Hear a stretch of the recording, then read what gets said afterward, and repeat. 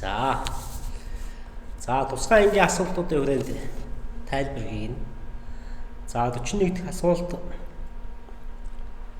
Хүнийг алах болон алах гэмтэргийн үндсэн болон хүндрэл бүрэлдэхүүний асуудал яригдж байна.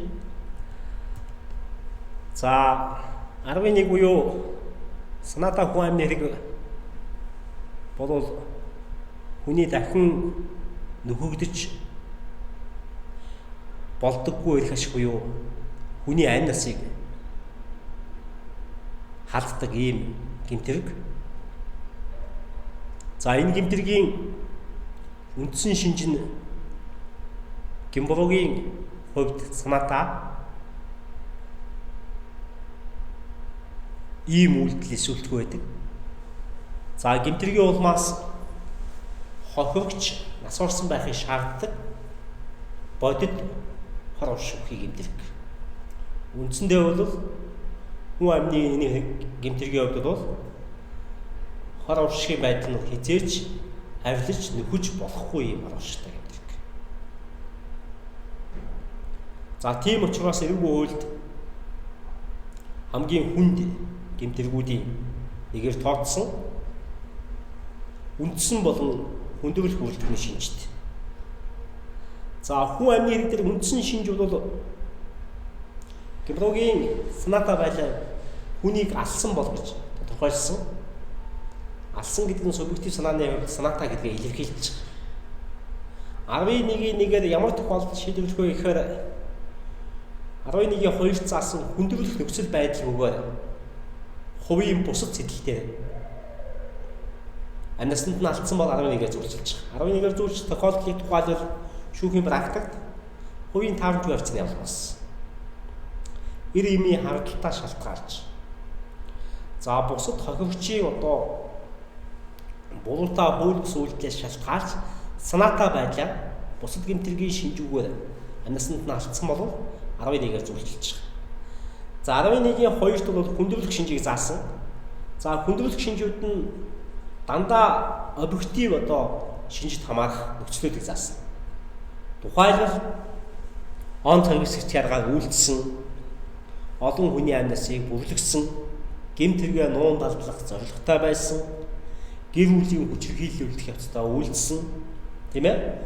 Хохирогчийг бие хамгаалах чадваргүй гэдгийг мэдээр байж, ажил албан тушаалтанд холбогдуулна гэдэг байдлаарч ингээд 14 төрлийн тохиолдлыг хүн амны гэмтэргийн хүндрэлх шинж болгонд хуульчилсан. За энэ хүндрэлх шинжүүдийг бол нэг үрчлэн одоо тайлбарлах ийм одоо шаардлага байхгүй. Ягаад гэхээр одоо эрүүгийн эрх зүйн хичээлтэй бол үтсэн. За хүндрэлх шинжтэй холбоотой улсын дээд шүүхийн бол тайлбар байгаа. 2002 оны эрүүгийн хууль үйлчилж байх цаг хугацаанд хүн амны хэргийн хүндрэлх шинжтэй холбоотой тайлбаруудыг бол улсын дээд шүүх тайлбарлсан. Шаардлагатай бол тэндээс бол одоо харж болно гэсэн. За энэ гэмтэргийн нийгмийн хор авилын шинж нь бол хамгийн өндөртэй гэмтэрэг тооцогддог.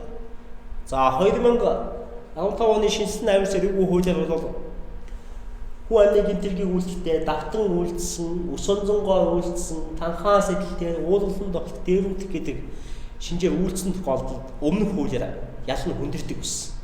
Одоогийн хуулиар дээр давтан гэдэг ойлголт хасагдсан, ус онзон гэдэг, танхаа гэдэг субъектив санааны шинжээр нь хүндрэлх нь зохимжгүй гэж ütсэн, энэ хасагдсан. За дээрмийн гэмтэрэг үйлдэх явцдаа гэдгийг бол өөр байдлаар томьёолсон. За шинээр хүн амны гэмтэргийг хүндрэл зүйлчлэх 3 үндсэн асуудал орж ирсэн. За гэр бүлийн хүчирхийлэл үйлдэх явцдаа хүн алсан, иргэдийн шүүх явцдаа хүн алсан. За хүний хүсэл бодол, авсны өнгө, үндэс угсаа, шашин шүтлэг. За бэлгийн хүүсийн чих хандлагаар нь ялгуурлан гадуурхаж анасанд нь халдсан тохиолдолд энэ гэмтэргийг хүндрүүлэн үүснэ гэж тусгай нөхцөл болгон заасан. За эндээс хамгийн түгээмэл асуудал нь гэр бүлийн хүчирхийллийн явцад биенийхээ амьнасанд халдах ийм тохиолдол бас нэмэгдэж байгаа учраас энийг бол онцгой нөхцөл болгон заасан. Ер нь бол Монгол Улсын эрүүгийн хуулиар ялангуяа гэр бүлийн хүчирхийлэл, бага насны хүүхдийн эсрэг хүчирхийллийн асуудлыг бол эрүүгийн эрх зүйн концепцийн хувьд өндөр түвшинд авч үзэж байгаа. Ер нь ялын бодлогын хувьд ч гэсэн хатуу чангагийн бодлогыг баримтлана гэдэг ийм байр суурьтай байгаа. Тийм учраас хүн амны хэрэг дээр ч гэсэн гэр бүлийн одоо хүчирхийллийн явцад үлдэгдсэн байх юм бол тусгай хүндрэлт нөхцөл байдал болгон авч үзнэ. За дараагийн асуудал бол хүн амны гэмтэргийн бас нэгэн төрөл. За энэ ямар төрөл вэ гэхээр санаа сэтгэл хүчтэй зочинд авчдаж хүн алах гэмтэрэг. За санаатай хүн алах гэмтэргээс субъектив шинжийн хувьд ялгаатай байдал нь юу гэхээр хохирогчийн хууль бус буруутай үйл ажиллагааны улмаас сэтгэл санааны гинтийн зочролд автаж өөрийгөө удирдан жолоодох хянах чадваргүй үедээ хүний амьнаас нь халдсан гэдэг нь тогтоогдвол 12 буюу энэ зүйл ангаар зүйлчлэнэ. Субъектив шинжийн хувьд гэмбургийн санаатай байдал үүсмэл байдаг ч гэсэн тухайн тохиолдолд зочрон давчдалтын байдал нь тухайн хүнийг удирдан жолоодох чадваргүй байхдаа хийсэн гэдгийг илэрхийлдэг. Энэ гэмтэргийн объектив шинж буюу гэмтэр гарах үндсэн шалтгаан нь хохирогчийн хууль бус зөв бус үйлдэлс болдог. Зөв бус. Өөрөөр хэлбэл энэ гэмтэрг үйлдсэн этгээдийн өөрт нь болон ойртны хүнд нь хүч хэрэгэлсэн, занал хийсэн, айлган сөрдүүлсэн, эрх ашгийг нь зөрчих бодит тохирол харуулшиг учруулах ийм нөхцөл байдлыг үүсгэснээс төсвөрлөхийн аргагүй нөхцөл байдалд зочрон давтцсан байдалтай гэмтэрг үйлдвэл энэ нөхцөл байдлыг энэ зөвлөлчлээ зөвлөжлөө. За хууль тогтоогч энэ гэмтэргийг энэ шинжээр субъектив шинжээр одоо хуульчлахаас гадна ялын бодлогын байдлын хувьд бол уян хатан байлаа. Ялын одоо хэмжээг бол энэ эргүүл тусгай ангид 5 жил хүртэл хэмжээгээр тогтоосон. Ягаад гэвэл хохирогчийн буруутай үйл ажиллагаанаас гэмтэрэг үйлдэгдэх шалтгаан нөхцөл бий болжээ гэдэг асуудал. Бий болж. Хамгийн гол нь сэтгцийн хэвийн байдал алдагдсан үедээ гэдэг нь бол тухайн хүний хувийн субъектив арын шин бус хохирогчийн үйлдэлээс шалтгаалсан арын шин бий болсон учраас зочин давчдалтын асуудлыг бол ингэж зөвлөж байгаа. За энэ гэмтэргийн онцлогийг бол ийм байлаа авч үзэх ёстой. За дараачих нь хүний эрүүл мэндэд хүн тохиол учруулах гэмтэрэг. Эвгүй үеийн 11-ийн 1-р зүйл. За энэ гэмтэргийн хувьд бол хүний эрүүл мэндэд гэмтэл хохирол учруулахтай холбоотой ийм бие даасан гэмтэрэг. За эрүүл мэндэд учирсан гэмтлийн зэрэг учирсан хор уршигыг бол шүүх шинжилгээний үндэсний хүрээлэн буюу эмнэлгийн байгууллага шинжээ чимж тогтооно. Гэмтлийн хөнгөн зэрэг үү, хүнд үү, хүндвтер үү гэдгээр нь ялгарлаа. За мөн ямар одоо үйлдэлүүд энэ гэмтэргийн шинжид хамаарах юм бэ гэдгийг хууль тусгаалan заасан.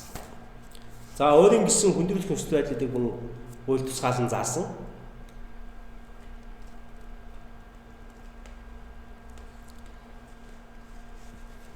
За хүний биед хүнд гэмтэл учруулах үйлдэлийг хүн амны гэмтэрэгт хүндэлдэг нөхцлүүдийн дагуу үйлдвэл хүндэрнэ.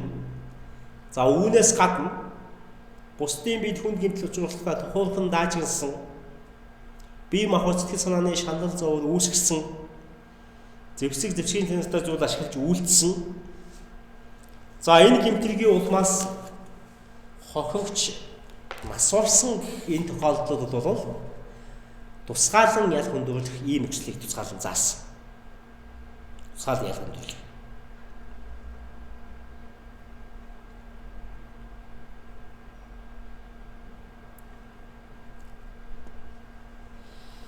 За хүнд гэмтлийн улмаас хохирогч нас барсан хүн амны гэмтэргийн улмаас хохирогч нас барсан гэдэг үйлдэлүүдийг яаж ялгаж зөвлөж вэ гэдэг дээр практиктай байна. Бас маргаантай тогтсон хэв ойлголт байхгүй. Ерөнхийдөө бол эхний хүн амны хэргийн үйлдэл бол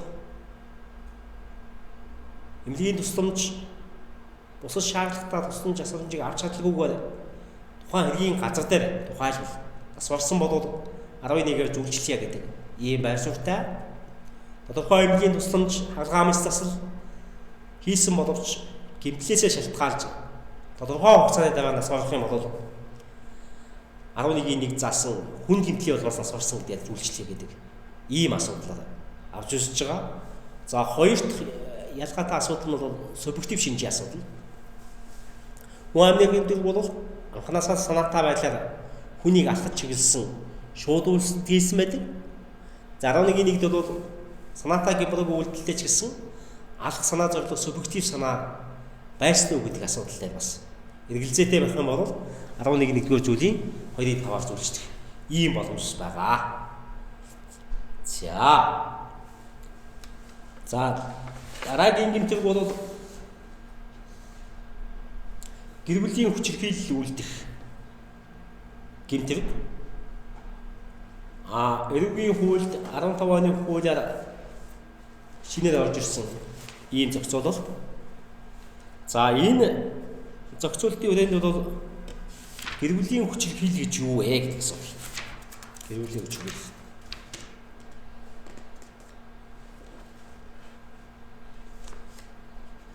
За энэ гэмтэргийн хамгийн гол хамгаалах ёстой асуудал нь бол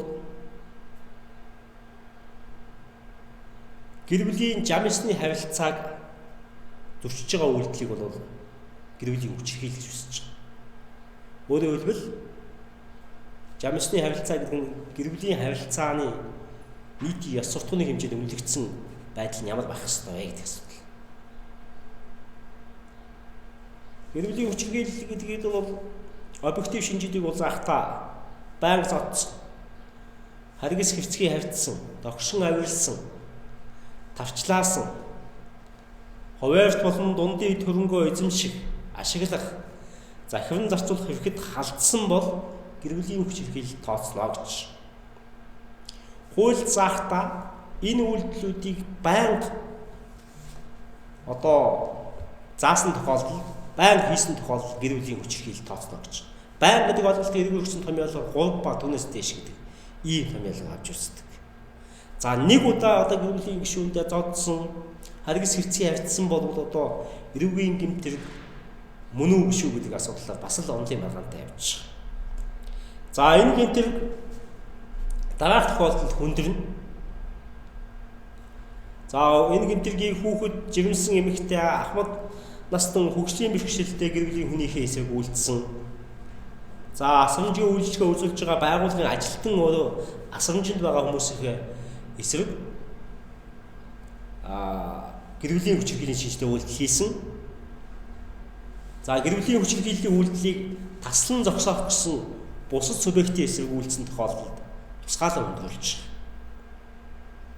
За гэр бүлийн хүчирхийлэлд тэмцэх тухай хуулиар гэр бүлийн хүчирхийлэл гэж юу юм? Гэдэг ойлголтыг тусгаалan заасан энэ салбар хуулийн томьёолоор тайлбарладаг. Ийм онцлогтой. За тэгэхээр онлын хувьд байнга нэг удаа гэдэг ойлголтуудыг бас таахан судлах шаардлагатай. Ер нь бол нэг удаагийн үйлдэлч гэсэн бол байж болох юм а гэж. За.